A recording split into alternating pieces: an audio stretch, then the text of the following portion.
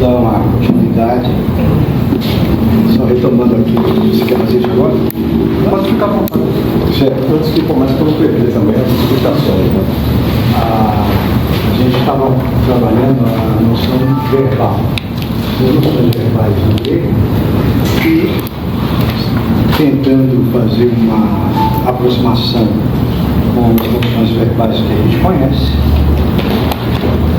Devo dizer que a maior parte é igual, é boa, sim.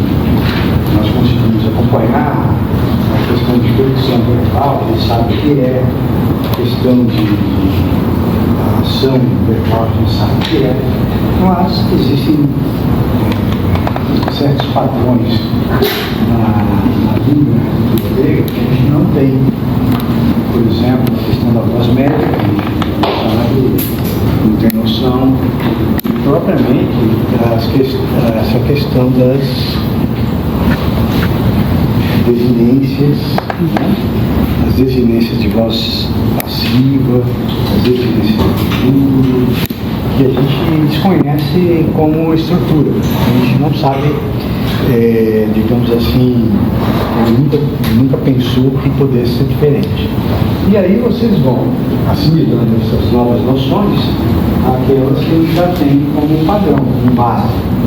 E isso dá certo. No final, qual é o resultado? Vocês acabam se adaptando às formas que vocês aprendem no grego e aplicam aí especificamente no grego, né? Na língua grega.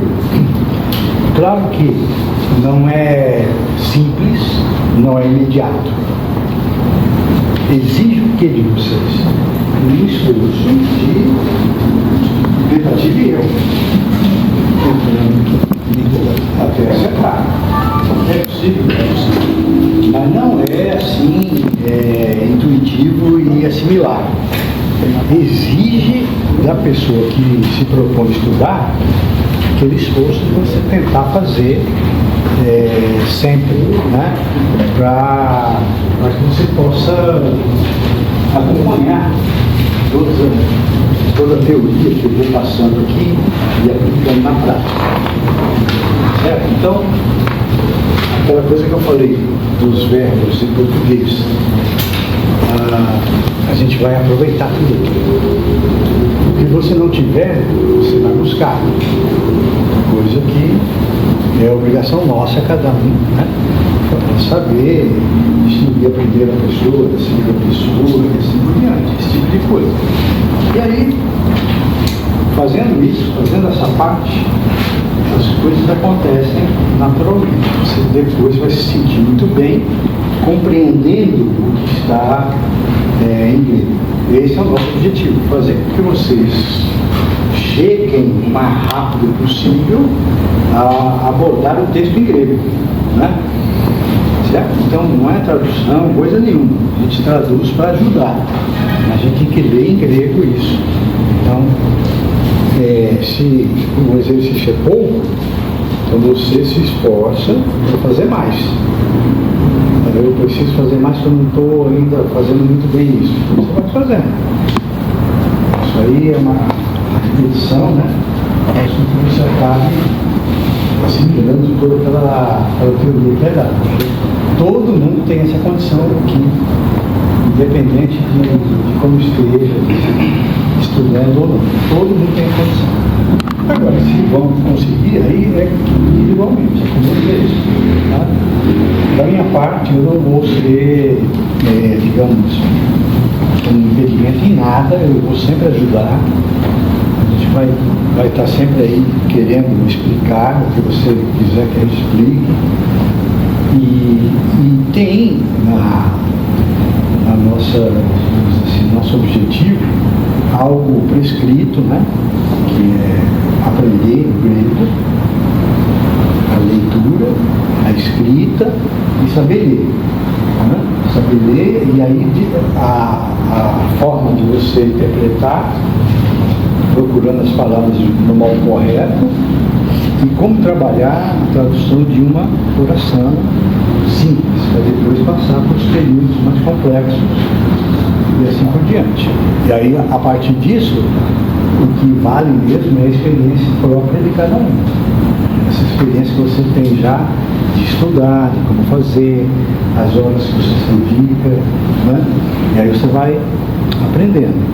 Nós já falamos aqui de temas, né? De substantivos, adjetivos e verbos. Então nós falamos antes do tema ó, que é o tema ômicron, do tema em alfa, né? E esses dois aí configuram a grande maioria das palavras. O que falta? Falta aí uns 25% das palavras no geral do vocabulário grego. E se resume ao tema em consoante. Então seria um tema sem uma vogal. Vamos representar assim, um tema zero. Esse tema em consoante tem uma característica de não seguir aqueles dois ali, aqueles dois padrões. É um padrão diferente. A gente vai ver daqui a pouco. Nós falamos também do verbo. Esses verbos em ômega, que são aí mais de 80% dos verbos que aparecem, que vocês vão ver, mais de 80%, a maioria absoluta, né? Esses verbos em ômega tem uma pequena parcela dos verbos aí em mi, né? Que nós estamos vendo agora, mas é um pouquinho também, a gente não vai trabalhar tanto nisso. E aí nós estamos aprendendo aqui a questão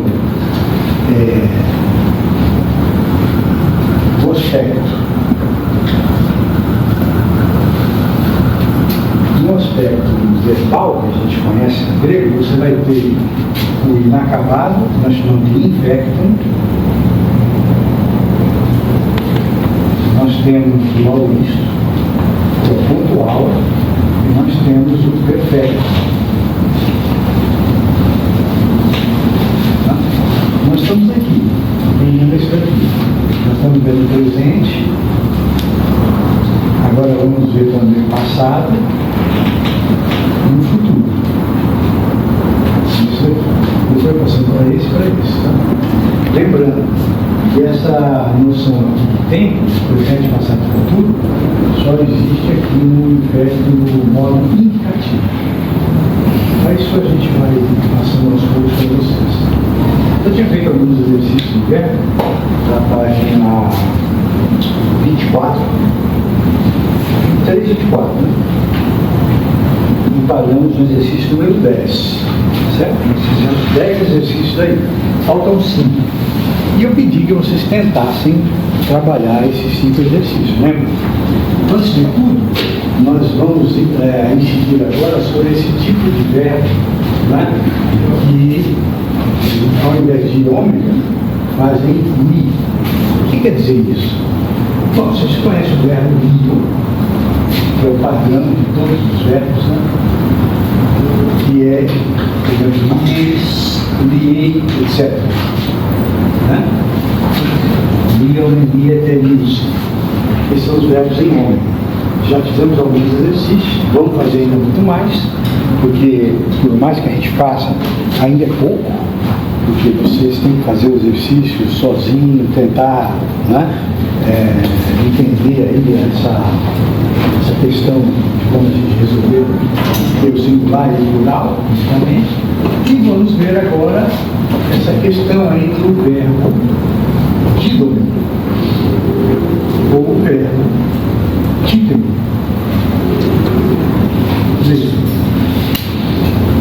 São verbos que têm as definições juntas de um tema. Talvez seja isso. E aí não segue o padrão de Lio. Lio, lies, li. Aqui é dido-me, didos, dido. O verbo dido-me é o quê? É o verbo dar. Então significa dou, das, dá. Assim também aqui, ó, o verbo títere é o verbo por. Por. E Aí você tem, eu ponho,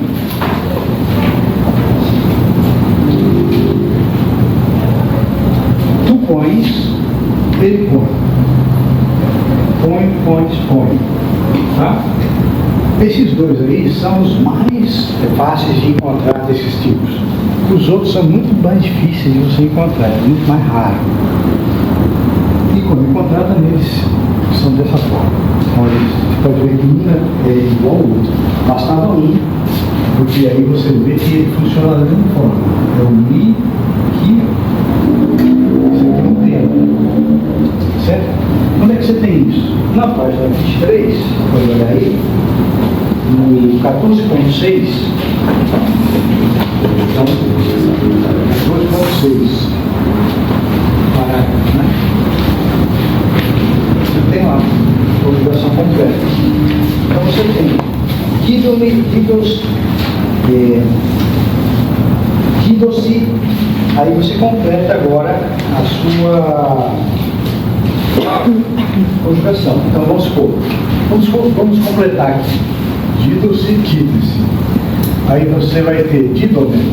Isso aqui é o singular, tá? Aí eu vou pôr o plural. Como é que é o plural? Você pode olhar aí. É o didome. Como é que eu sei disso aí? Você olha aqui. Didome. Primeiro é do plural. Está escrito aqui na frente, né? Página 23. A segunda do plural está escrito também, ó. Segunda do plural e terceira do plural. Você tem didote. Ou seja, você só acrescentou isso e isso para mudar a pessoa. Qual que é a terceira? Você repete isso daqui, ó. Dito-se. Com isso aqui, dito-se. Para fazer aquilo, você consegue fazer por esse, e vice-versa. Então eu ponho dite-me, dites, dite-se. Eu, tu, que. Põe, pões, põe. Certo? Pomos. Em grego. Você olha isso aqui.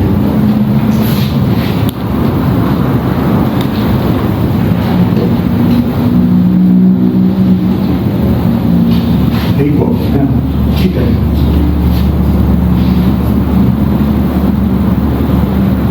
Segunda do plural, vós. Didote, você põe aqui.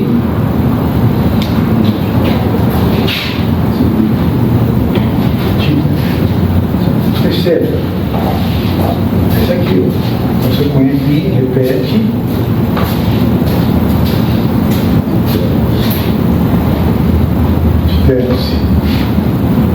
É igualzinho, é um decalque um do outro. Tá vendo? Isso que eu grifei são as desinências desses verbos aí. E eles são, sei lá, menos de 5% da quantidade. Não tem 10 verbos iguais a isso. Em toda a literatura, toda a língua em si, no sistema. Ou seja, o que você vai usar basicamente são esses dois aí. Tem mais. Tá? E aí, nós vamos fazer o paralelo entre isso e isso. Eles têm uma equivalência. Assim, por que o verbo dar, o verbo pôr, não é em homem? Bom, isso é pré-histórico, né? Antes de existir a escrita, antes de existir literatura ou qualquer indício de civilização. Isso se resolveu assim. E você sabe, né? Quando um povo resolve usar um sistema, ele fica usando e para ele é comum esse sistema.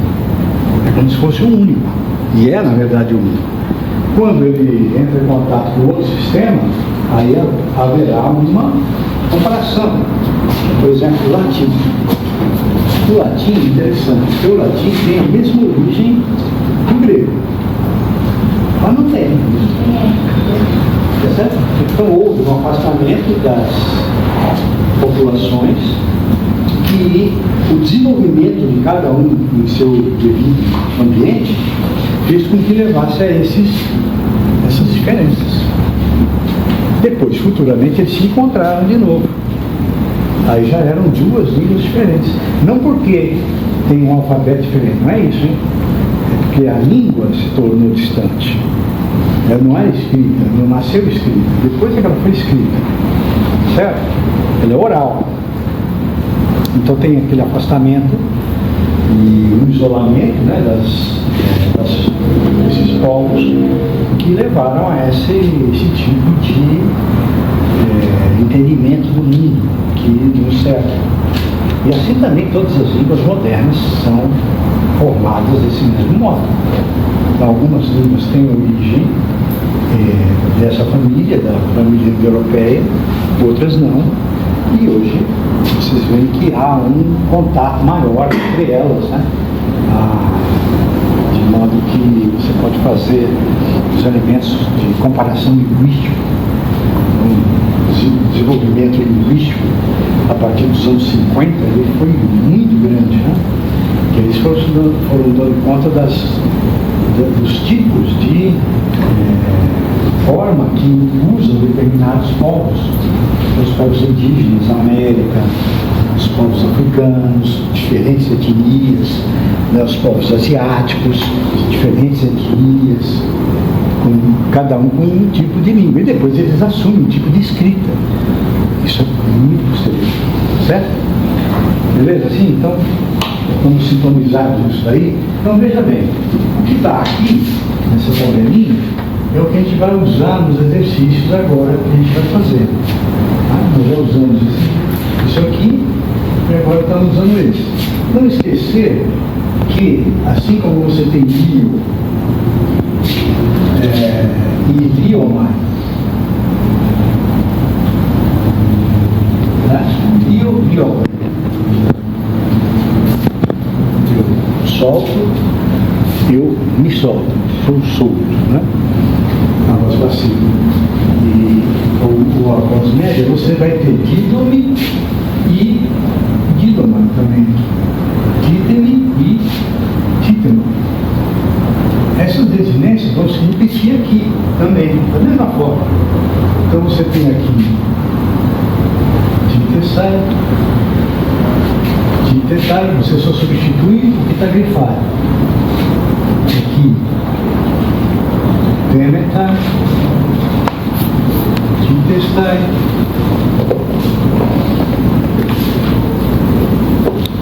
títeste e títentai.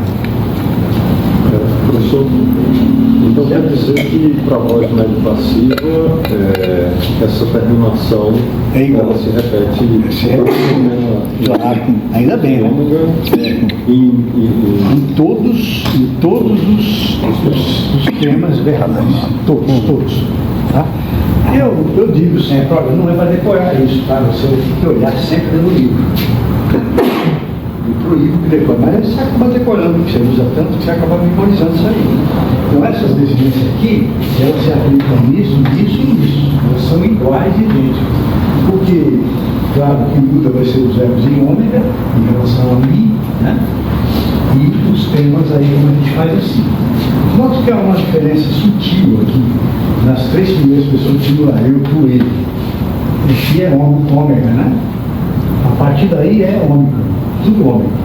Subjuntivo, imperativo, tudo. Só as três primeiras, veja aqui também. Eta. Aqui é o epsilon. Viu? Vocês não tinham percebido isso, mas estou falando. É isso que a gente vai chamar a atenção. Por enquanto é muito prematuro ainda falar. Eu não gosto de falar as coisas assim, sem ter uma aplicação mais concreta. Falando em aplicação concreta, vamos então ao exercício 11. Para ver se a gente entende dessa forma.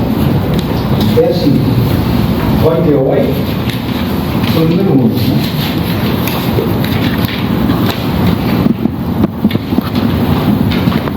Rolar.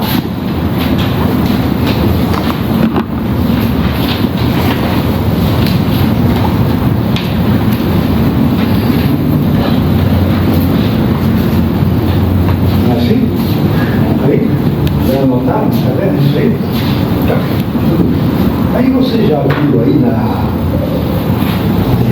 educação verbal que se trata disso aqui, que é a terceira pessoa do plural. O que significa isso aqui? Dão, eles dão, elas dão. Então, tá? Aí, agora ficou simples. Os deuses dão. Olá. Quando tem um neutro plural assim, isso aqui é um neutro plural, tá? Olá.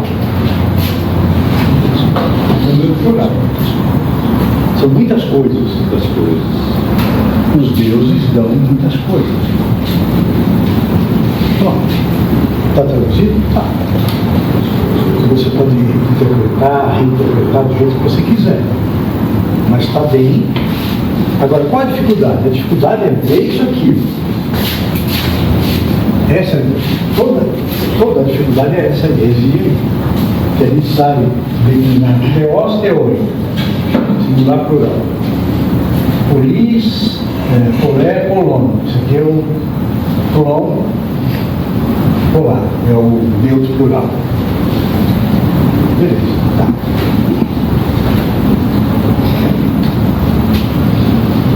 Se você tiver Polônia, é plural, os muitos, masculino. Polar, os muitos, feminino. Polar, muitas coisas. Neutro, tá certo? E aí o neutro, quando você diz, você envolve o masculino e o feminino, envolve tudo, né? Neutro você põe uma coisa só. Polar. Os deuses dão muitas coisas. Se eu quiser dizer que os deuses dão tudo, eu digo, os deuses, aí eu ponho assim, Fanta, de dose, todas as coisas.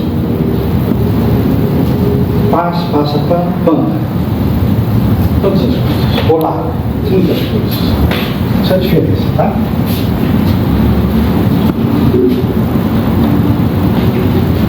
E aí, perguntas? Eu tinha colocado eu não sei pronunciar direito, polar, isso, no nominativo, mas eu não percebi o neutro. É um neutro. É nominativo? Não. Por que não é nominativo? Porque o nominativo está aqui. Esse é o nominativo, que é o sujeito do verbo.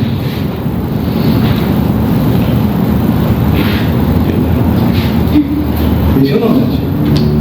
O nominativo é o sujeito do verbo. Então, vai ter oi de dose. Certo?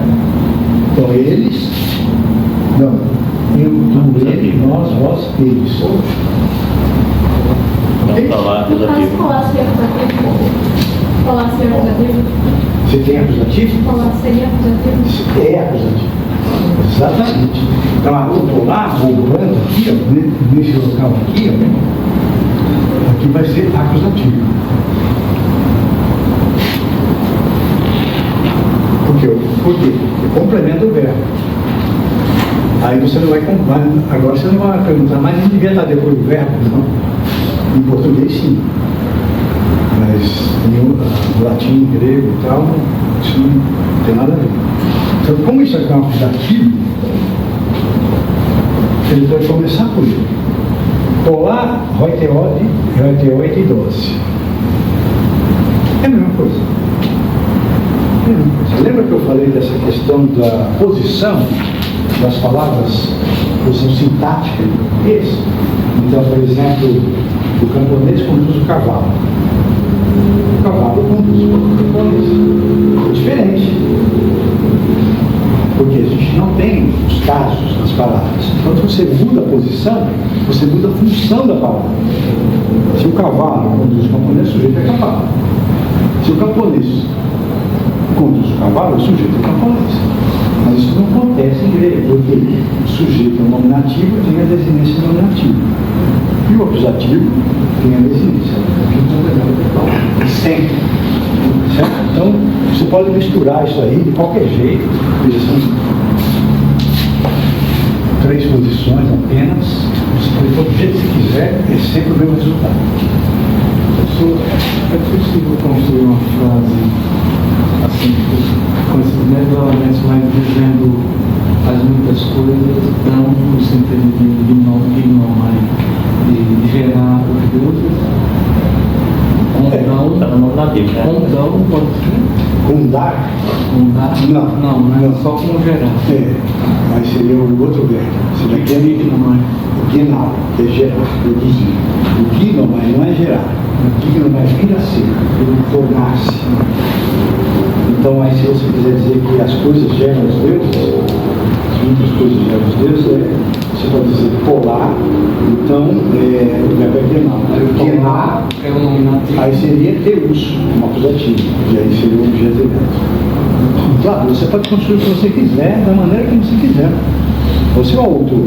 Como é o Gnal, que é gerar, produzir.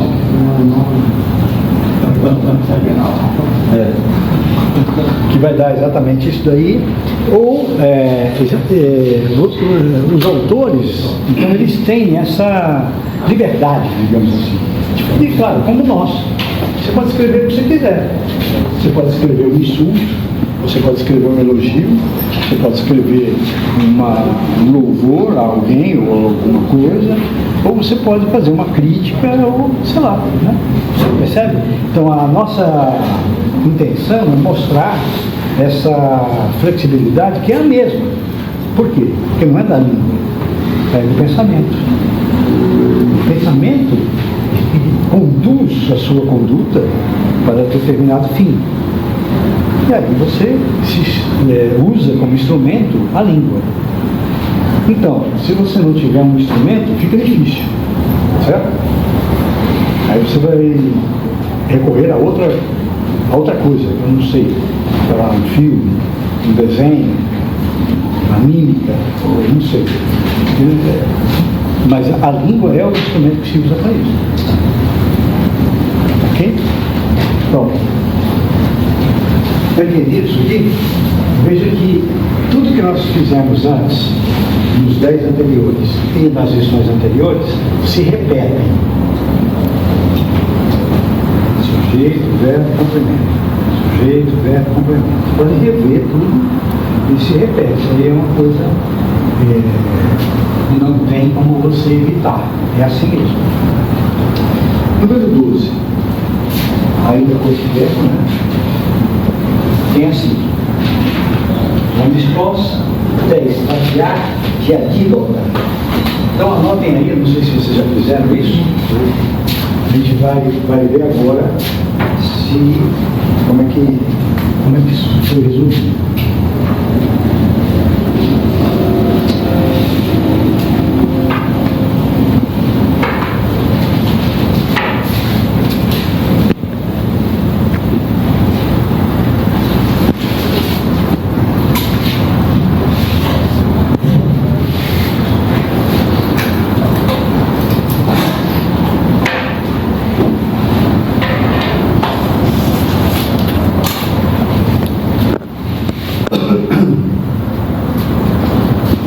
Procura as palavras, você deve ter procurado, o que é vistoso? Salário. É o salário, é o pagamento, né? Vistoso.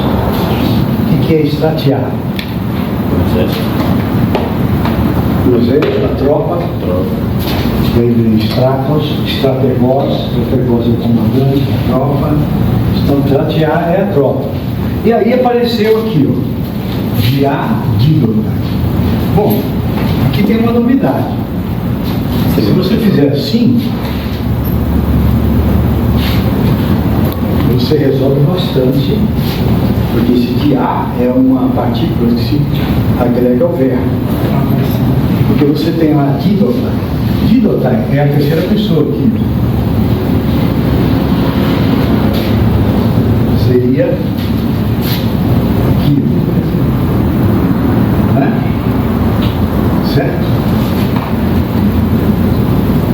Então vamos fazer. Você tem dídomai, é a primeira pessoa. Dídosai, a segunda. E tem dídosai, é a terceira. Essa é o que está aqui na voz média, na voz passiva. Aqui, Guidomai, Guidosai, Guidotai. Certo? Tudo bem. Bom, eu sei que aí é a primeira, segunda e terceira pessoa do singular. Mas aqui você vai ter um prefixo ligado a Guidomai. Porque Guidomai é soldado, sou entregue.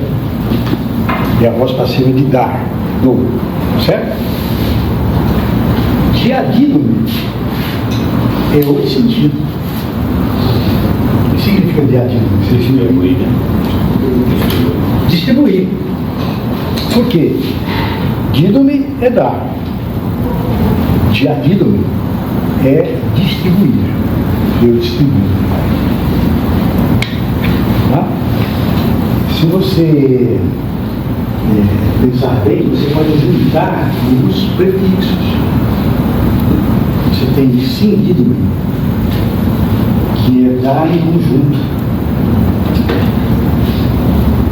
Ex-dídome é fazer uma doação inserindo. Peridídome é fazer a doação ao redor. Veja como é precisa a língua grega. Ele vai definindo os conceitos. E nós temos que traduzir dando a perífrase. No caso aqui não precisa, porque a gente tem distribuir. Tá? Você tem atribuir e distribuir, que o latim tem também, que passou para nós. Então, veja só. A voz ativa disso, como é que seria? A voz ativa seria assim, diadido-se.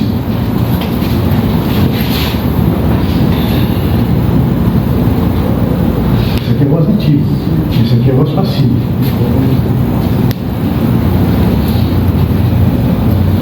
Eu distribuo, sou distribuído. Ele, tu distribuis, tu és distribuído. Ele distribui, ele é distribuído. Então veja, o que é distribuído aqui? Salário. É o stós, é o salário. Isso aqui é o nominativo. O stós diadídimo. Então o salário, o pagamento é distribuído. Por quem? Pelo quê? É estratear. Que é o indicativo instrumental. Pelo exército, pela tropa. Pela tropa. É distribuído pela tropa. Então, se pela tropa, não é agenda passiva, como antes eu mostrei, é por eles. Então vai ser, exatamente, vai ser dividido por vocês. Aí uma parte para uma parte para outra, assim por diante. Certo? É o pagamento, o soldo. E é exatamente o que está aqui. Então como é que você traduz? Você põe o sujeito e o verbo. Então, o salário é distribuído pela troca. Ok? Quando você falou distribuição, né? Distribuir, você pensa sempre no partitivo? Não. É um verbo normal, como atribuir, distribuir, retribuir. Né? Tudo isso tem esses conceitos que nós estamos vendo agora. Então, quando você distribui uma coisa como um salário, ou comida, alguma coisa, dividindo, dando partes a cada um. Por isso que a gente diz assim, digamos assim, o alimento foi distribuído pela população. Foi passando pela população distribuído alimentos. Ou sei lá o quê. Certo? O que a gente mais conhece é o imposto foi distribuído pela população. Assim, você entende? Não é assim? Tem para participar. Isso que é o instrumental, o latim. Tudo bem? Aqui, precisamos pensar filosoficamente no uso do dativo, nem nada. Você tem que ir assim, como é em português também. Você vê pelos alunos, tal, pelo povo, pela prova, enfim. Tá bom? Eu só queria mostrar com isso que essas partículas são preposições, na verdade, elas colam nos verbos. Por isso não. Pré-posição, porque é antes, tá vendo? Não é pós-posição, é pré-posição. E modificam o sentido. Que é dar também, mas de uma forma diferente. Certo? É mais específico. Sempre mantendo aquele sentido original de dar, pegar, porque não é uma coisa assim muito difícil de você entender, mas é mais difícil de você explicar. E a gente procura dar essa explicação pela tabela, porque não tem erro. Não tem erro. Você vê aqui, você repete aqui, né? E você aplica isso que você está lendo. Não tem muita coisa além disso, tá? É só, por exemplo, existe o verbo dídimo, você abre o dicionário e está lá, vocabulário também, e existe o verbo diadimo, que é outro verbo. Aí você vai lá, também está lá, com todas as suas características, tá? Certo? Então tem um instituto específico. Tem mais algum? Tem. Olha só, o número 3. As prós, pós polemios para didômeta. Olha só, agora é a primeira pessoa do plural, que é esse aqui, ó. Primeiro do plural. Então vamos lá, número 3.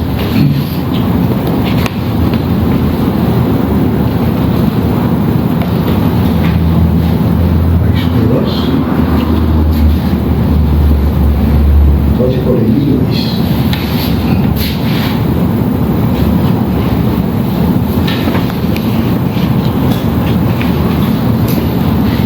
Para didômeta.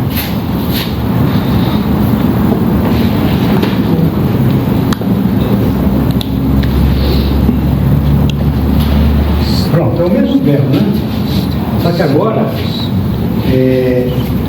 tem essa desinência aqui, ó. Dídota, aí vem o que agora?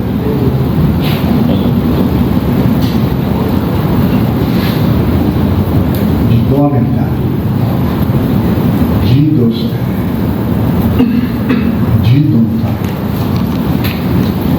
Aqui é o plural. Nós. E é passivo também. Médio e passivo. É uma coisa só. Médio e passivo. Agora vamos ver o que significa. Aí você vai procurar o quê? Tem um parar, né? Aqui. Então você vai ter parar, dídome. Então você vai procurar este verbo. Que ver o significado dele. O que é parar dídome? Entregar. Entregar. Não é só entregar, é no sentido de trair. Quem entregou? Quem é o traidor? Nesse sentido de entregar. Não entregar um objeto. Entregar um objeto é dídome. Só. Parar dídome. Olha só que conceito interessante. Parar é contra. É entregar para quem é contrário. Entregar para um amigo não é parar dídome. Entendeu? Não é uma relação com algo contrário. Muito bem. Tá certo. Então aqui tem paratidômetra, nós. Procura o sujeito aí, onde é que está?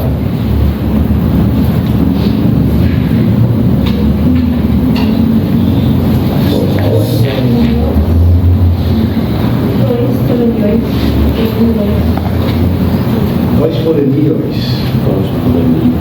Dois polemios não é sujeito porque é dativo. Então não pode ser sujeito. O sujeito é implícito, não? Exatamente. É nosso, mas não está escrito. Por quê? Não precisa. Quando eu digo assim, entregamos quando o resultado? Não precisa dizer nós entregamos. Todo mundo entende que é nosso. É a mesma coisa. É a mesma coisa. Então, e não é entregar, é ser entregue. Nós fomos entregues. A quem? Pois polemios. Polemios é o inimigo. Daí que vem polêmica. Polemizar. Aiscrosso. Vergonhosamente, nós fomos entregues aos inimigos. Quer dizer, alguém nos traiu. No caso do grego, então, toda vez que vai para a média passiva, o sujeito está implícito. Não. Pode estar na voz ativa também. Eles não usam o sujeito muito. A não ser quando o sujeito é de terceira pessoa. O rei, fulano de tal, Sócrates, Platão. Não é? Aí ele põe para saber quem é que fez. Mas quando somos nós, não precisa, porque somos nós. Na terceira pessoa, ninguém sabe quem foi que fez. Terceira pessoa, ninguém sabe quem foi. Eu queria entender mais ou menos a diferença entre a voz média e a voz passiva. Ué, aqui, interessante, né? Que aqui é voz passiva. Nós fomos entregues. Nós somos entregues para a idômeta. A voz média do verbo tido, ela é muito rara, porque é um verbo muito concreto, tá? Como fazer. Os verbos médios, eles se usam entre o meio, entre a voz ativa e a voz passiva. Tá? Para ser entregue ali, no sentido de traição. Traição. Então, assim, eu vou te dar um exemplo mais simples, para você entender. Você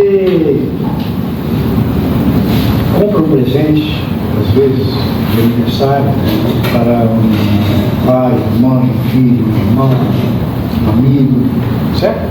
Você compra um presente. Fala, eu comprei um presente para fulano. Isso é ativo. Você pode dizer assim, o presente foi comprado por mim para fulano. Passivo. E o médio, como é que seria? O médio para nós é igual ao ativo.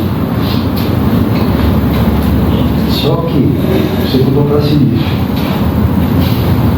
Eu comprei um presente para mim. Isso é uma voz média. A característica é ser reflexiva. Não é reflexivo.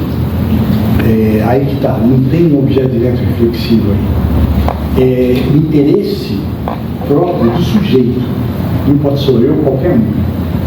Quando eu faço algo com um interesse nisso. Escrevi no livro, O sujeito faz mais ou menos isso. Quando você faz uma prece. Não está falando sobre si, né? Você está fazendo. Você mas não sobre si, né? Quando você faz uma prece, o grego não diz faço uma prece. Ele tem um verbo próprio que é fazer prece e remédio. Então, o sujeito faz e sofre ação. Não sofre. Não tem, porque senão ele seria passivo. Entendeu? A voz média é uma invenção assim, incrível, que é muito mais psicológica. E se reflete nas residências. Então, quando você diz aqui que somos traídos, somos entregues aos inimigos, né? porque a ação aqui está em nós mesmos, nós é que nos entregamos, a nossa falta de capacidade, ou a nossa covardia, ou a nossa incompetência, foi tal que nós nos entregamos aos inimigos. Caiu de bandeja para eles, por isso que a gente foi derrotado. Então não haveria esse interesse na ação de se entregar? Não há um interesse quando você vai trair alguém. Quando você diz paradidos, então alguém quis paradidos, alguém entregou, alguém traiu. Aí é ativo. Agora nós mesmos fizemos isso contra nós mesmos. Está vendo como é? Nós somos entregues, nós nos entregamos aos inimigos. Quer dizer, sem nenhuma deliberação nem nada. A gente foi tão idiota que caiu nas mãos dele. Eles falaram um negócio aqui, vamos supor, você acreditou e foi e pá. Nesse caso, a voz média ela volta para o próprio sujeito. Exatamente. A voz média ela volta para o próprio sujeito. Pode ser eu, tu ou ele. Primeira, segunda, terceira. Tá? Não importa quem. Caberia a palavra traído nessa tradução em vez de entregue? Ou existe uma palavra específica para traído? Não, pode ser. Pode ser. É isso mesmo. Paradido é trair mesmo. É agir contra. Porque quando você coloca entregue pela primeira vez, fica meio estranho. Até você explicar, estava meio estranho. É por causa do dídome, né? Do dídome entregar, né? Tá. Aí junto o paradido, você vê um conceito diferente. Que também é, né? Tem uma relação direta em entregar, em dar, mas com aquela intimidade toda. Ok? Você pode ir comentando. Põe aí, somos entregues aos inimigos. Somos traídos. Entregues. Porque como tem o dativo aqui, se não tivesse era mais fácil traduzir. Mas aqui você tem um dativo. Um dativo aqui não é instrumental. Esse dativo aqui, na verdade, não é o inimigo que traiu. É nós mesmos que nos traímos, né? Então, esse daqui é um dativo mesmo. Seria um objeto direto. Quer dizer, nós nos entregamos aos inimigos. Uma tradução mais correta é essa daí. Vergonhosamente nos entregamos aos inimigos. No presente, tá? Nos entregamos vergonhosamente aos inimigos.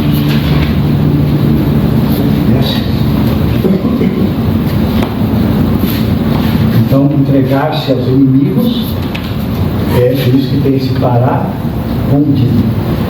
O artigo vai marcar o caso ou não? Não, pode ter artigo ou não, mas o grego gosta muito dos artigos, né? Isso tudo sempre. Aqui, ó, ois, ois. A marca de dativo está aqui. É o artigo que concorda com o nome. É um adjunto nominal. Certo? Aqui você tem o advérbio é o escroso. E esse é o verbo, por isso que é um advérbio. E esse complemento é o complemento do verbo. Entregar-se a alguém. Até que medida eu posso utilizar essas categorias de português para tentar achar correspondentes no grego? Porque eu estava tentando traduzir lá na frase, aí eu me peguei pensando se aquela ali seria um adjunto nominal ou seria um complemento, não é aquela dúvida dele. Só que eu estava entendendo como se fosse um complemento adjunto, só que no grego, quando eu fui olhar, estava dando o genitivo, que era o complemento nominal. Estava diferente. Então, no grego isso é mais claro. Para nós, essa duvidazinha que é besta, né? E é mesmo, ela é mais sutil. No grego isso fica mais claro. E é a mesma categoria, pode ver. Mas é inteiramente a mesma, porque eu estava pensando de um jeito, só que no grego estava de outro. Para mim estava como nominal e para o grego estava como Isso, então, se você estiver traduzindo, é complemento nominal mesmo. Aí você tem que dar como complemento nominal. Você não pode adaptar. Você tem que respeitar o que está ali. O que está escrito, está escrito. Você se conduz de acordo com o que está escrito. Tá? A gente não vai forçar nem inventar nada. O tradutor tem que seguir o que está escrito. Embora isso também não aconteça. Não existe nada que te impeça de fazer o que você quiser, a hora que você quiser, dessa forma. Aí deu certo, deu, você passa para frente. Mas as coisas não são assim. Quando você vai fazer um estudo e numa banca de doutorado ou de concurso, aí você vai ter que dar explicação disso. O que você fez assim? Qual é a sua ideia sobre isso? Aí as pessoas vão julgar, mas está certo ou não. O incorreto é você fazer de acordo com o que está. E você põe uma nota, explicando outra coisa que você quer, a tradução é a tradução. Não é você que escreveu o texto. Alguém escreveu. É respeitar. Certo? Muito bem, veja que para nós o problema é sempre, eu estou tentando passar para vocês a questão verbal. A questão aqui dos verbos, do verbo dido, que é mais comum, ele vai repetindo isso aí sempre. Isso vai acontecer muitas vezes. Tá? E o mesmo acontece com o verbo título, que é o verbo todo. Acho que é a próxima sobre o verbo título. Número 14.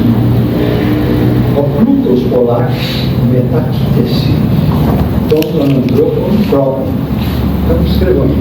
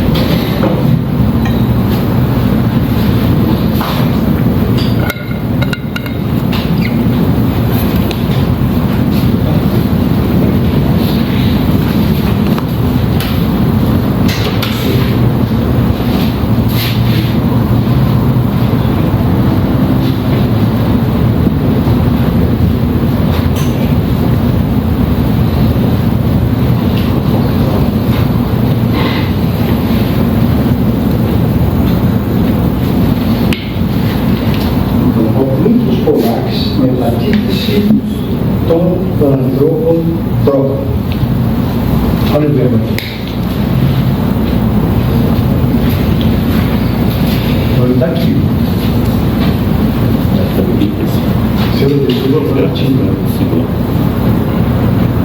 E agora? A gente faz? Bom, mas uma título, metatítulo. Título é puro. E metatítulo é o quê? E olha aí.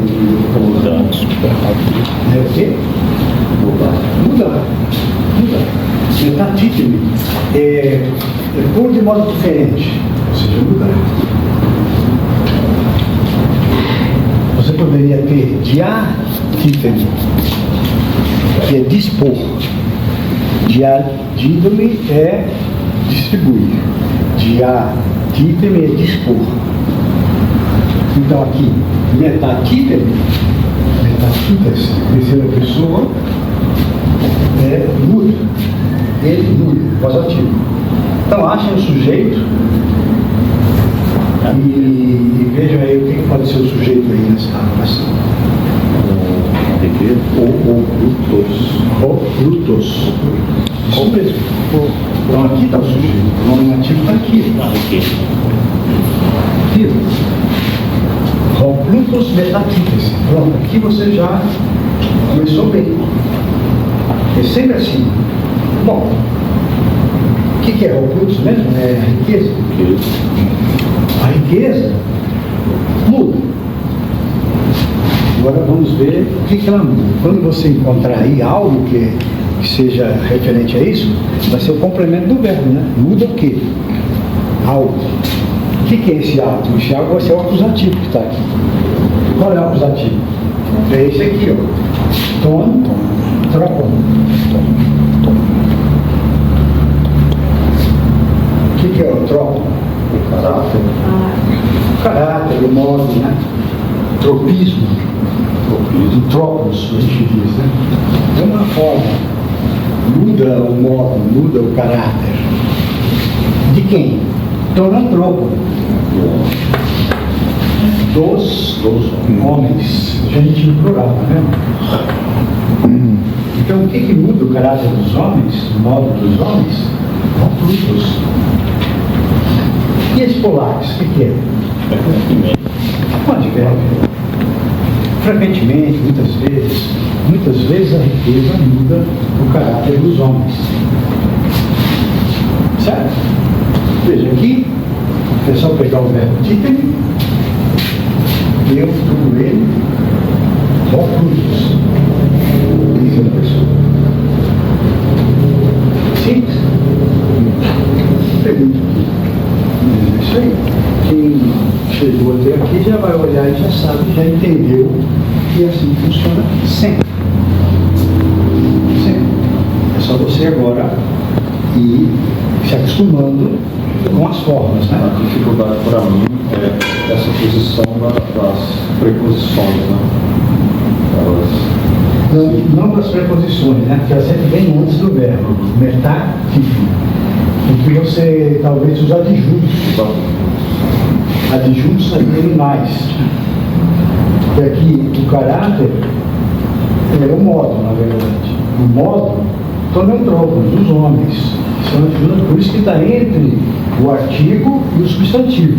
Olha. Mas o tom é o que na oração? Isso aqui? Sim. É um artigo. É um artigo. E esse? Também. E não é uma preposição. Não é uma preposição, é artigo. Então, o que nós vemos aqui é o seguinte: se eu for dar o esquema, desenho esquemático disso aqui, é assim. Eu digo assim: Plutos, metatípicas.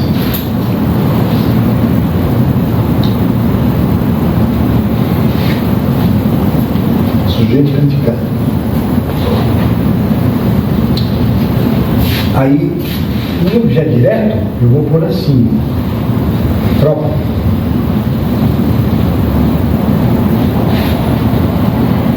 Eu conheci para dizer que é um objeto do verbo. Tudo bem? Veja que isso aqui é o nominativo, isso aqui é o acusativo. Isso aqui é o verbo. Professor, onde é que eu ponho polax? Assim.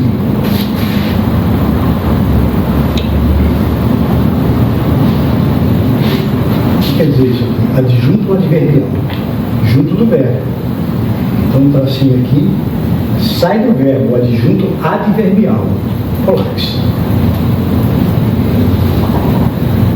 Troca. É o complemento, né? Que é o núcleo. E esse tom também não é? Faz parte do tom, troca? É. Mas esse tom é um adjunto nominal também. De troca. É um ativo. E esse genitivo plural, onde é que eu vou ligar? A troca. Ele liga-se como adjunto nominal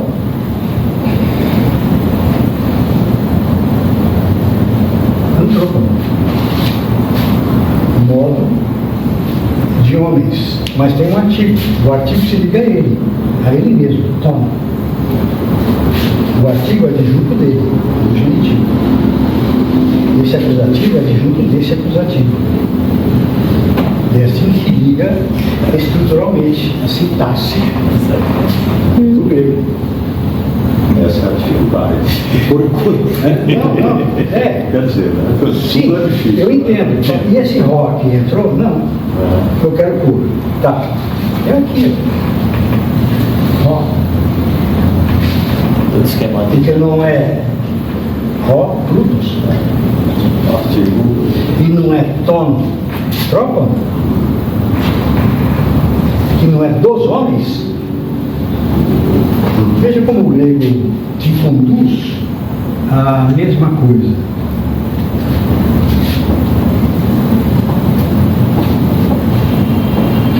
Então, quando você faz isso daí, você entendeu perfeitamente, está vendo claramente o que se constituiu aí. É assim. Então, essa chave aqui, a gente vai fazer sempre, tá? Vou mostrar muito para vocês isso depois, futuramente. Porque isso aqui esclarece muito. Qual é o núcleo semântico disso? O núcleo semântico disso é isso.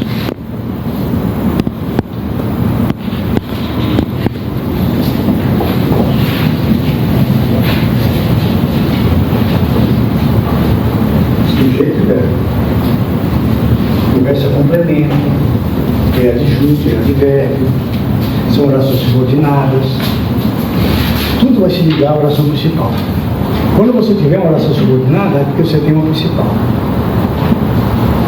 Aí a subordinada pode ser como? Lembra-se? Não, aí... No português. Né? No português mesmo. Subordinada pode ser substantiva, quando ela equivale a um substantivo. Adjetiva. Pode ser adjetiva, quando equivale a um adjetivo. E adverbial, quando equivale a um advérbio. Isso se mantém. Sua pergunta. Se mantém. Exatamente. Bom. Porque são noções básicas do pensamento. É o nome, que é substantivo e adjetivo. Aí junta-se os pronomes, que são adjuntos, né? É o verbo, que você tem os advérbios ligados ao verbo. E o adjetivo, que são adjuntos, se ligam através do nome, como adjuntos nominais de um núcleo substantivo, ou como pronome relativo, através do verbo. Então, os adjetivos se ligam também ao verbo, ou pronomes relativos, ou os nomes como adjuntos, simplesmente. Então, o que nós temos aí é fazer essa referência direitinho. Isso aí a gente vai acabar fazendo. Aí vocês vão ver que tudo se encaixa direitinho. Por isso que é importante saber as classes gramaticais. Tá? Uma preposição não vai dar uma oração de nenhuma interjeição. Sabe, o que vale mesmo é você conhecer o substantivo, o adjetivo e o verbo. O resto são agregados. São de segunda classe. Isso aí se encaixa aqui ou ali. Quando você estiver fazendo um estudo do texto de Aristóteles, de Platão, de Homero, ou em latim, de Ovídio, de Cícero, o que for, vocês vão usar esse sistema. E aí, usando esse sistema e mostrando, vocês vão ver que não resta dúvida nenhuma. Você tem um forte argumento a seu favor. Então, numa tese, numa defesa, sei lá, qualquer coisa que vocês queiram, uma aula, vocês vão ver que as coisas se encaixam direitinho, não sobra nada. Tudo se encaixa ali como um imã. Vai tudo no seu lugar, direitinho. Certo? Então, veja, aqui é direto, né? E aí, a última, a número 15, Professor, só uma curiosidade. Existe uma relação entre tropos e topos. As figuras de linguagem, elas ocupam um lugar, não é isso? sim, topos é tópico, é lugar. Topos é lugar. Tropos é modo. Modo. O modo de uma pessoa é como ela é, o seu caráter. Tropos de estar mais para isso do que para aquilo. E topos é no lugar em que, no lugar em que, no lugar para que e no lugar de que. No lugar em que eu estou, para onde eu vou e de onde eu venho. Aí é topo. E são relações adverbiais. Certo? Isso tudo é bem claro. Isso é bem claro, a gente vai ver muito bem isso. A língua grega, ela exprime isso de uma forma assim, muito mais clara do que nas outras. Você vai ver pelas preposições e pelos advérbios empregados. As formas empregadas. Certo? Beleza. Número 15, então.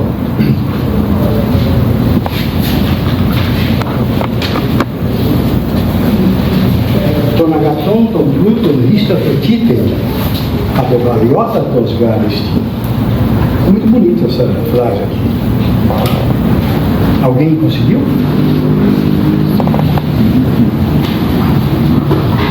Coloca a riqueza por último entre os bens. Isso. Pois É a mais instável de todas. é a mais instável. Exatamente. Olha só, que beleza, hein? Vamos lá. Aqui, confiem aí para a gente explicar.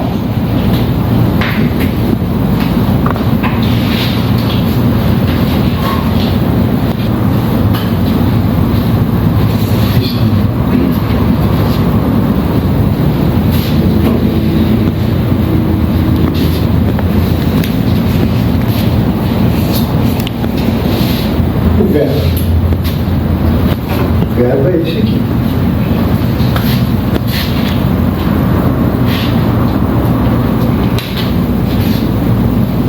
Onde é que ele está aqui? Não está. É imperativo. Está aqui, ó, na página 23. Você tem lá os dois imperativos, do verbo tido e titem. Dá e põe. Dois imperativos. Então você tem lá, aqui, ó, titem, teto,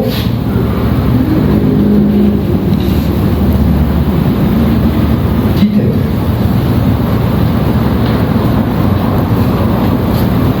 E titento.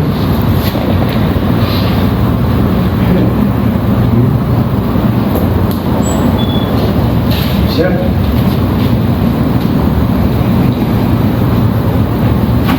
Dessa forma aqui, de forma imperativa, você encontra aqui, ó, titem. É a segunda pessoa, hein? O imperativo só não tem primeira pessoa, tem segunda e terceira. Então aqui é segunda, aqui é terceira. E aqui, segunda, terceira. Então, singular, plural. Certo? Então aqui ele diz, keeping. Já buscaram o sujeito disso? Qual será? Esquerdo.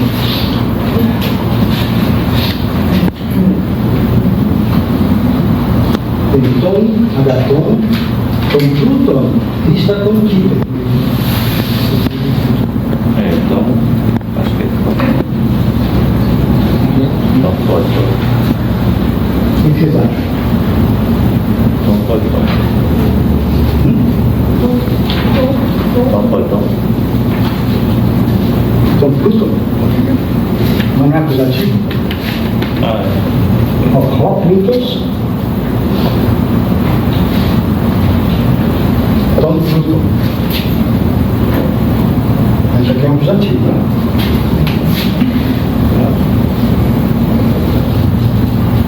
Isso daqui é um genitivo.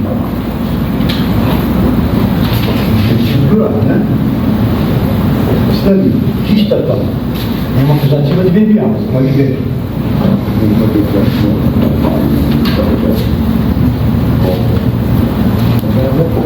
Agora, cadê o sujeito? ele quer o tudo. É tu. Né? Segunda pessoa. Segunda pessoa é eu, tu. Tu.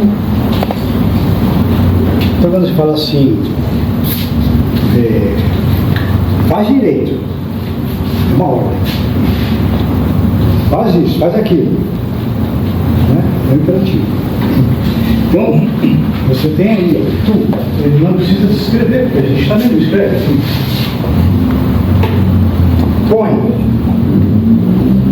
Tom Pluton, a riqueza. Lista. Por último, depois,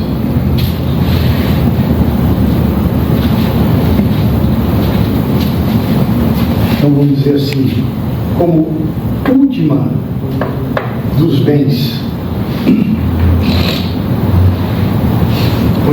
depois dos bens, pois ela, e é o Tom Pluton, né? Ró Plutus, e aqui fica implícito o sujeito, né?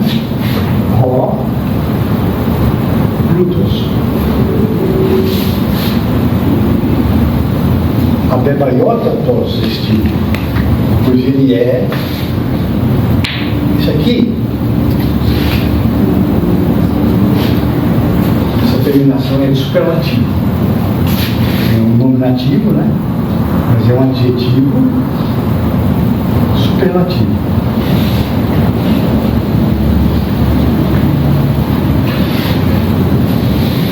Superlativo. A gente tem aqui, entendeu? Eu vou mostrar para você comparar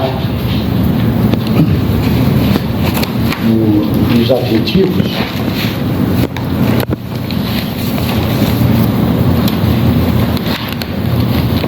Na página 12.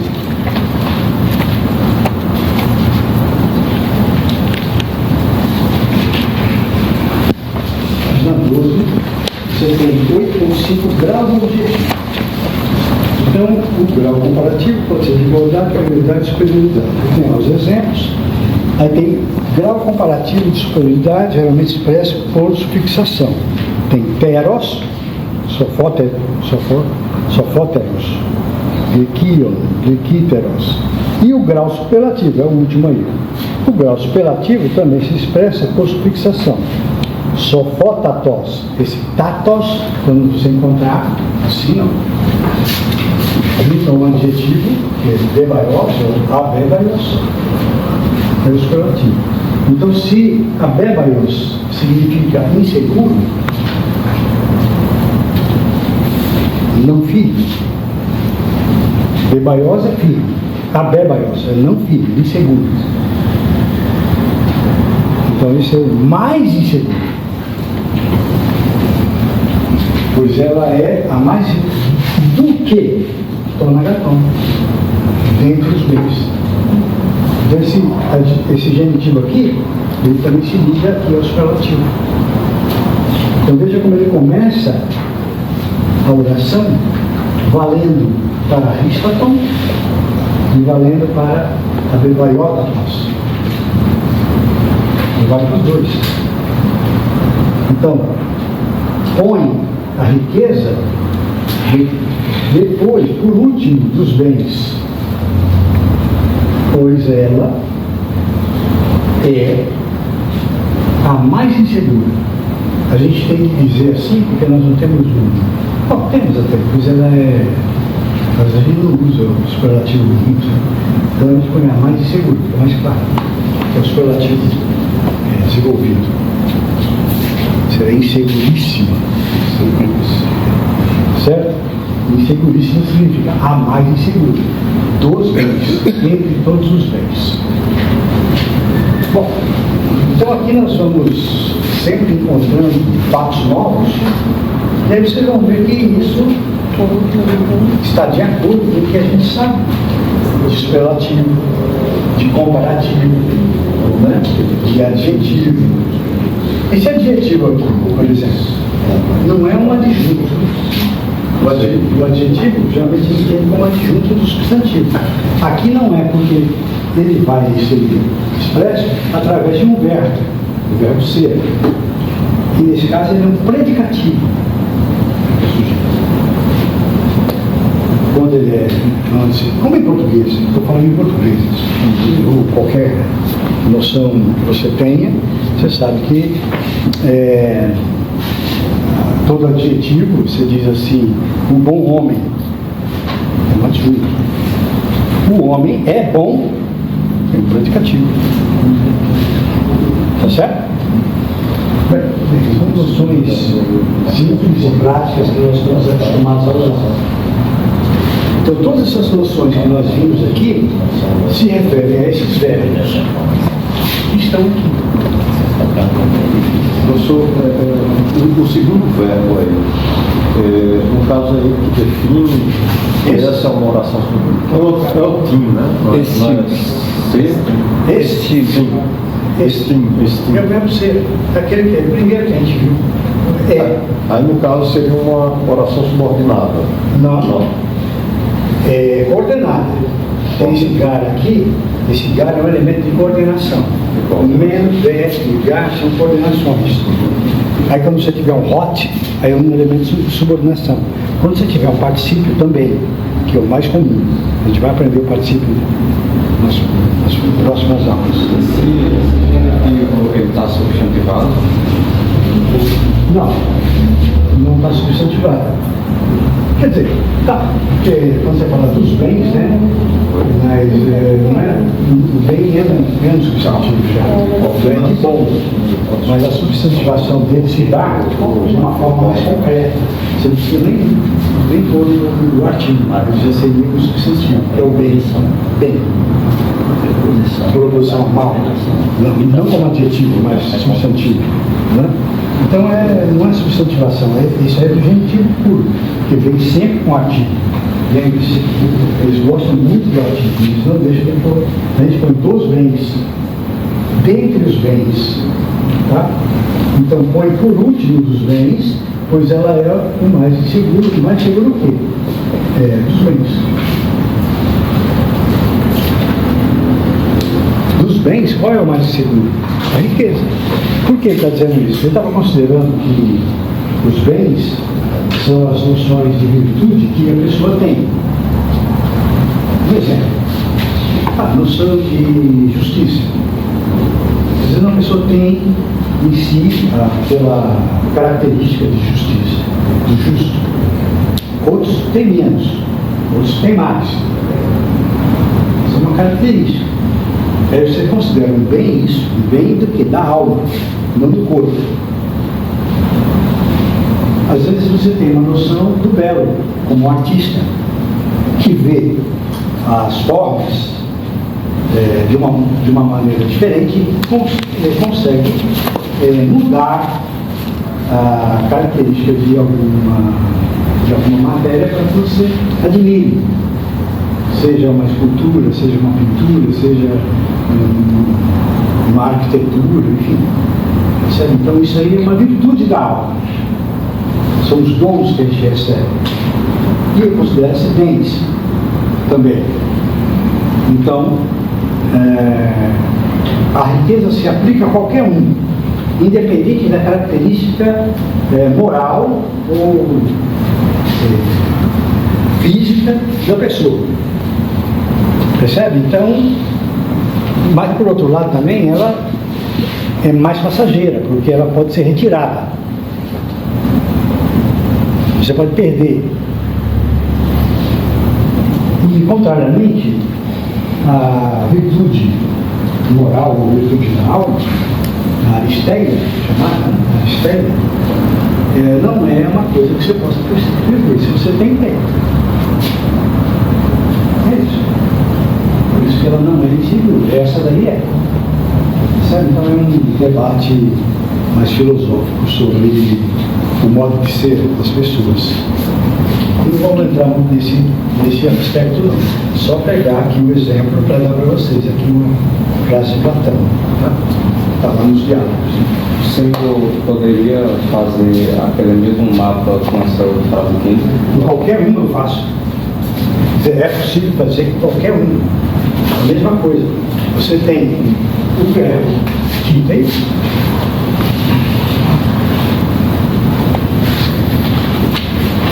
O núcleo semântico é esse. O que fica faltando aqui? O filho está ali, que é o ciclo. Então esse é o núcleo semântico. Põe o quê? Complemento. Eu pus assim, né? Tom Pluto. Vou por aqui, Pluto. E o Tom, adjunto dele. Aqui, ó.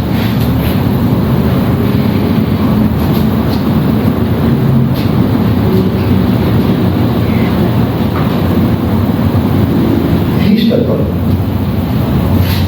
Eu vou por aqui. Por último. Não é com verbo? E agora? E agora eu tenho uma coordenação. Que é esse cara aqui. Ela, ao Plutos, que é isso aqui, aí eu vou pôr aqui entre colchetes, ocultos.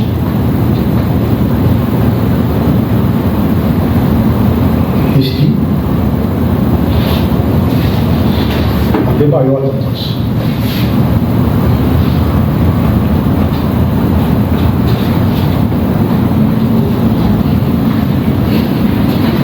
E aqui, tono, H-tono. Tono. Rista tono. Tono H-tono. É diferente disso. É adjunto disso. Porque quando eu fui traduzir, eu não estava sabendo mesmo como é que ia encaixar esse genitivo. Aí eu acabei colocando ele fazendo um bem bom bolado ali com um acusativo. Encaixar, porque senão eu estava passando por isso. Agora está bem explicado. Acho que está melhor. Se não traduz, dá um jeito. É. Não, mas você está tentando, né? Eu acho isso super válido. É muito positivo isso. É muito válido. Você está tentando. Agora, quando você encontra algo assim que justifica aquilo que você está procurando, beleza, você chegou. É isso. Aqui são duas orações, pode ver. São dois verbos. Um é imperativo, o outro é indicativo. Uma é uma oração nominal, com verbo de ligação, a outra é com imperativo. E toda vez que eu fizer alguma coisa, eu posso fazer isso aí. Não tem nada. Qualquer texto, se ele for bem escrito, você faz isso. Então você, olhando assim, você difere as partes com os seus valores. Então você tem um núcleo semântico, aqui, o resto é agregado. O núcleo semântico é aqui, o resto é agregado. Você pode ver. Se eu tivesse uma oração relativa, ela poderia estar ligada a um nome, não é? A um nome ou um nome. Seria essas três possibilidades que eu teria. Eu usaria o pronome relativo. Eu vou fazer uma pergunta que é meio estúpida, mas só para não... Mas é porque você quer mesmo, né? Não restar uma dúvida para mim. Sempre será o núcleo o verbo, né? Sempre o verbo. Sempre o verbo. Sempre o verbo. Sobre a avaliação, assim, só para ver o diagnóstico,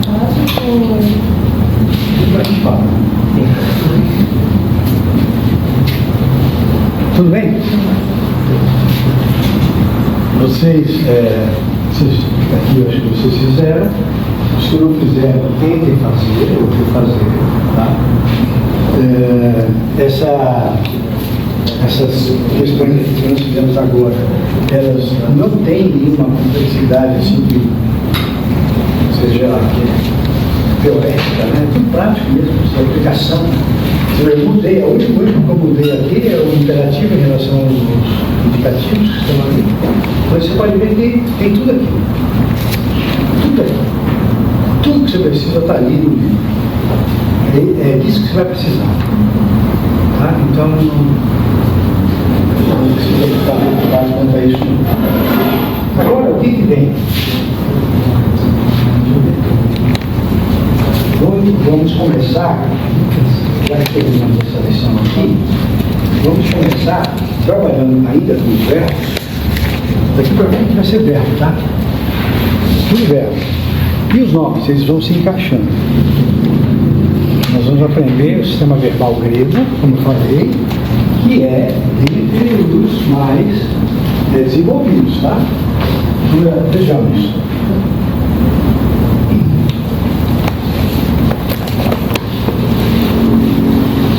Olha a noção que nós vamos ver agora. Nós vimos esses verbos indicativos, o verbo vivo, né? Nós vimos o presente, eu falei, né? Lembra? Eu falei aqui, ó. É o presente, isso aí. Presente indicativo. Então, você tem um indicativo presente. Nós sabemos que, como isso aqui é um presente, ele é inacabado, ele é do infecto. E essas noções do indicativo, eles têm sempre um passado. E também tem futuro. E aí que será a nova aprendizagem. Quando você tem livro e você tem uma forma assim, ó, Hélio, esse aqui é o passado.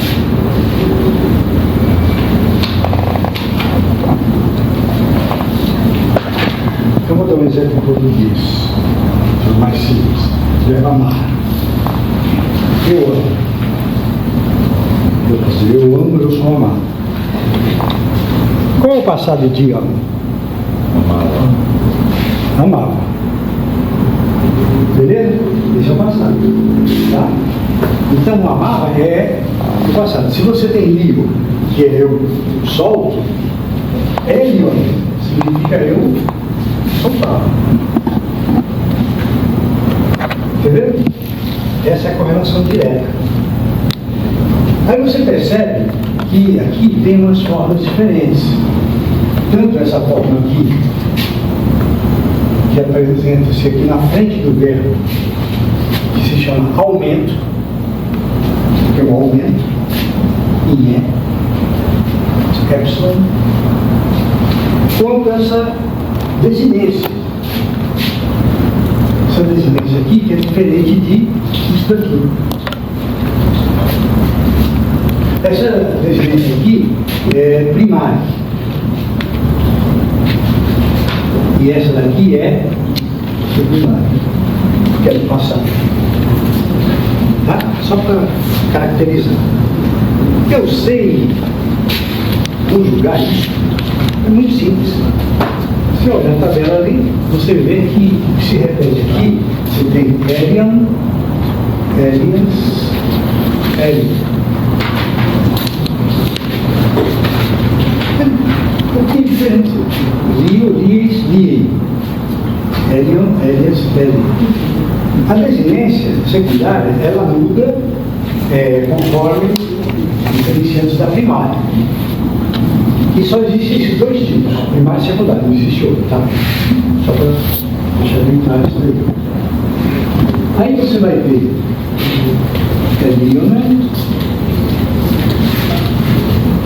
Ieper, que são iguais, e a última, Elion, que é igual a primeira.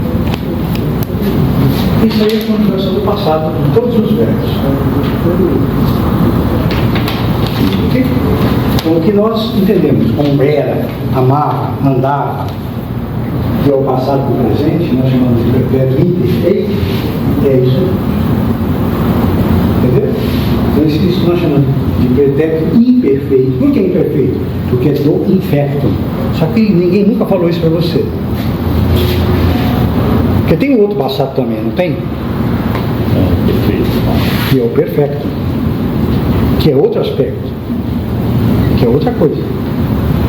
Então, o passado desse é só esse. Beleza. E nós também temos o futuro. O futuro em português, como eu já falei para vocês, é uma perífrase. Então, o futuro de amar é amarei. Que é ei de amar, passo o ei para frente, e ele vira desinência. Amarei, amarás, amarás. É o verbo conjugado. São uma perífrase. pessoas não conheciam a conjugação do perfeito no latim, então criaram essa perífrase aí. E vale para todas, né? Para o espanhol, para o francês, para o italiano e para todas as línguas agregadas aí, dialetais disso aí. De todas as formas, é como se você conjuga o verbo haver na sua língua, você põe um infinitivo e forma o futuro. Então, infinitivo mais haver. Então, a fórmula é amar errável. Amar errável vai dar uma lei. Certo? Beleza. Aqui não. O futuro aqui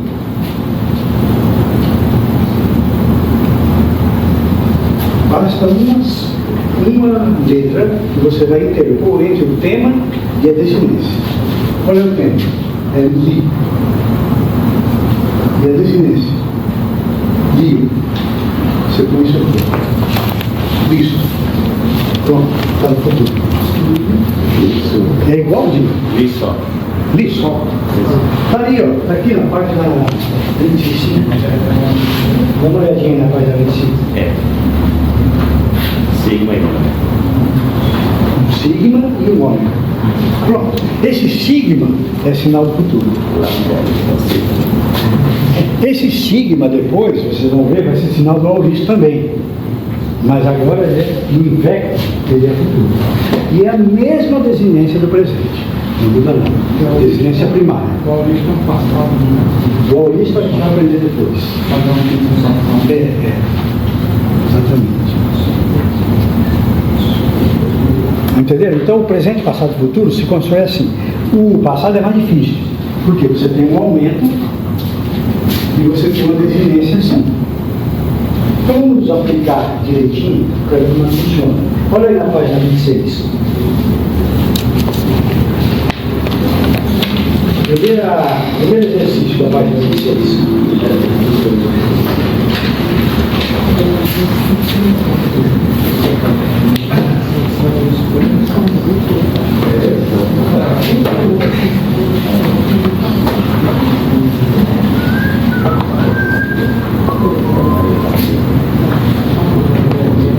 Estou na página 26. Primeiro exercício.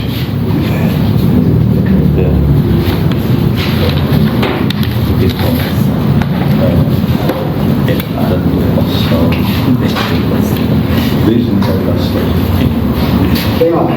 Você tem que desfazer. Vai pegar 6.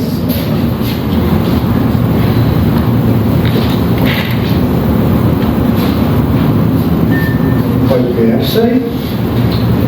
Ta tecna.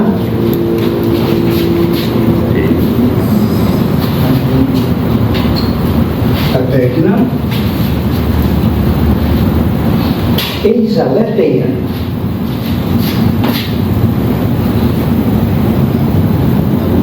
Vai ter. Vai ter.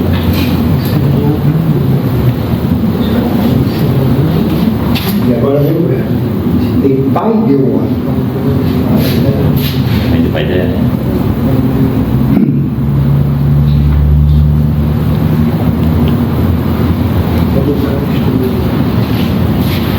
Muito bem. Eu quero traduzir isso aí.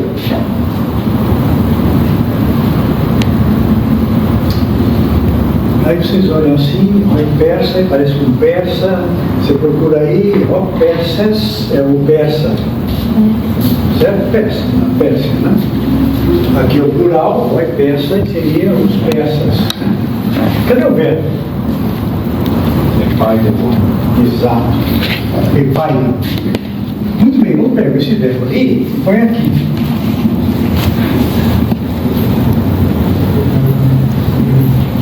Aí eu vou procurar esse verbo. Epaideu. Procura aí, vê se alguém acha em algum dicionário isso. Nem se deu o trabalho, não vai achar. Não vai achar. Epaideu você não vai achar. Mas como é que então eu tenho que procurar? Você tem que tirar esse aumento aqui.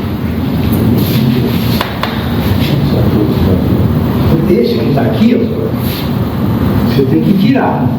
Então é alguma coisa aqui, ó. Pai deu, Aí você vai encontrar o quê? Paideuo. Aí você encontrou. Paideuo é igual, tem a ver com paideia. O que é paideuo? Eu educo, eu instruo. Paideuo.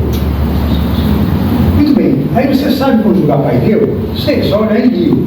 Tem paideues, etc. Pronto. Mas aqui não está assim. Paideuon está igual a isso aqui. Está igual a primeira também, mas igual a terceira do plural. Por que a terceira do plural? Porque o olho sujeito ali. O olho persa. Não é plural? Então isso aqui é nominativo. Plural. Terceira do plural. O que é epaideu? Os persas educavam. Beleza. Muito bem.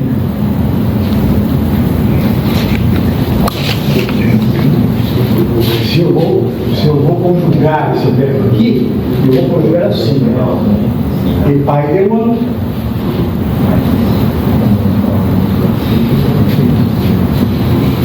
Tu. Epaideues.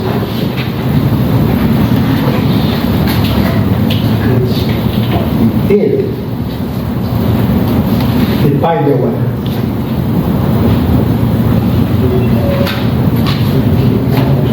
Nós, e Pai deu homem. E Pai deu ete. E Pai deu.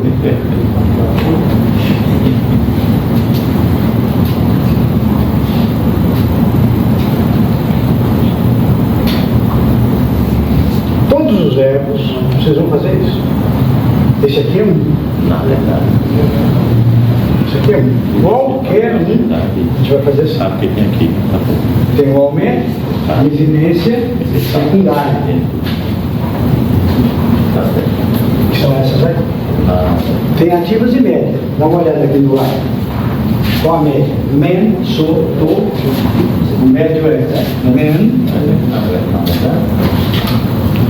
so, to. A primária é mais, sai, tai. Esse é men, so, to. Esse. Aqui é igual, Tá certo, é criança, né? Sté e tu. Então é quase criança. Pronto. Quando a primária é itai e tu. Essas duas são iguais. Mais, sai, tai, menos, to. Pronto, acabou. Não existe outro tipo mais de residência para nós aprendermos. Sempre essa daí. Bom, eu sei conjugar isso, sei que isso aqui é a terceira do plural, então eu sei traduzir. Então eu procuro, eu não sei o que é técnico. O que vocês acham que é? Criança. Então, to tecnon é o singular, é neutro. Ta tecnon é o plural. Neutro plural. É, as crianças. E a letra é o quê? A letra é aletheia. Aleteias. Tem uma alfa. O que é aletheia? Verdade. A verdade. E ex-aletheia. É a preposição ex, significa para, que se constrói com acusativo. É ex com acusativo, sempre. Olha lá.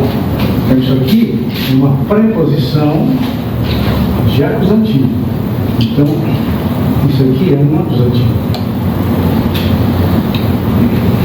Ex-aletheia. Pronto. Muito bem, tradução. Os persas. Foi. Existe outra palavra para verdade? Outra palavra para verdade? Não. Por quê? Qual que você está pensando? Porque, tendo aula de mitologia grega, aí o professor falou que a aletheia seria a verdade dos deuses. E tem uma verdade mais humana, entre aspas. Que é a... Aí não é. É porque não é. É aletheia. É fake news. E a palavra veritas é em latim. Né? Então, a verdade Os gregos têm muito isso também, dos conceitos, né, de dar os nomes em relação aos deuses e em relação aos homens. Mas a letra é uma só. Então vamos lá. Os persas educavam da técnica as crianças. Eis a letra para a verdade. Então isso aí é Heródoto dizendo sobre os persas.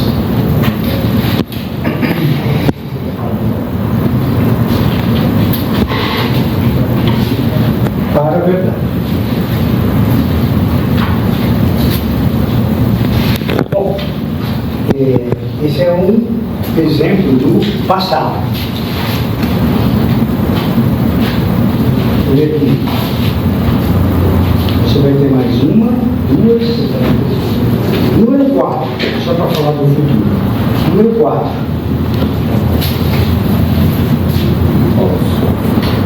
Número 4, veja aí o número 4.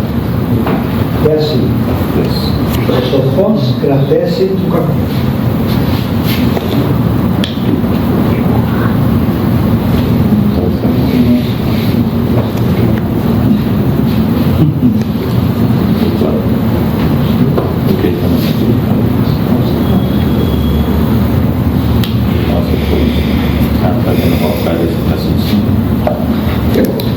Bem simples, bem curta, mas para dar o exemplo é bem interessante.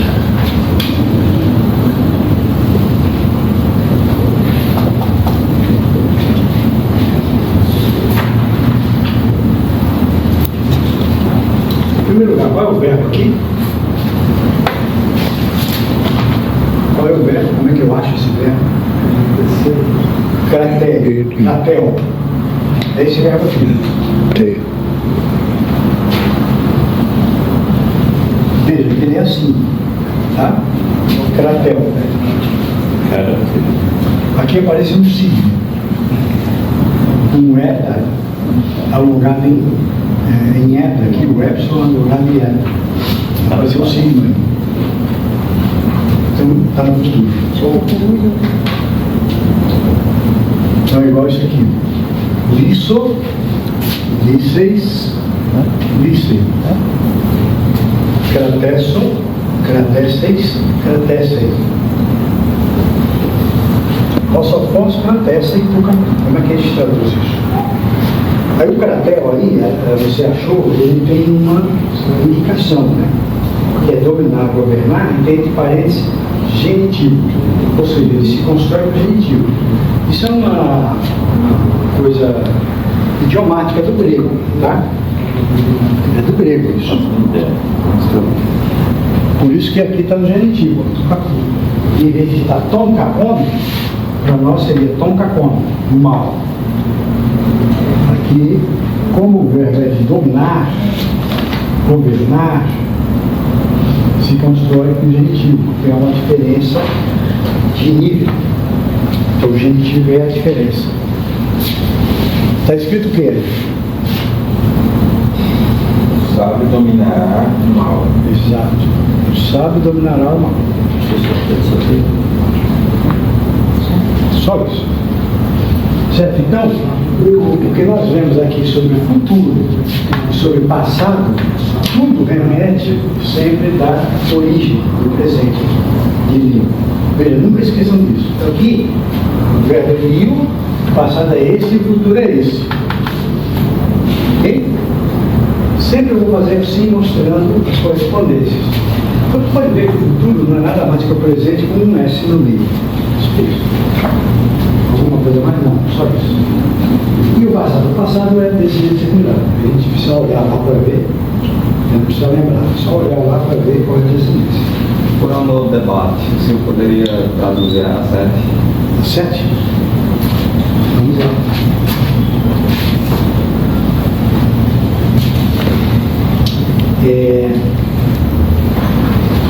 Eu só vou indicar, tá bom?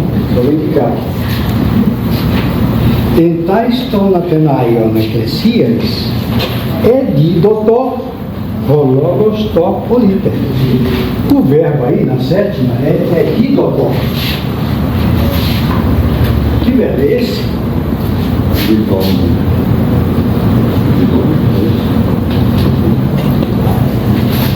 Que é o verbo ido. No passado. Exatamente, no passado. Então, esse aqui é o aumento, isso aqui é a decidência secundária, que é essa aqui. Terceira pessoa. E a forma ativamente, essa é aqui.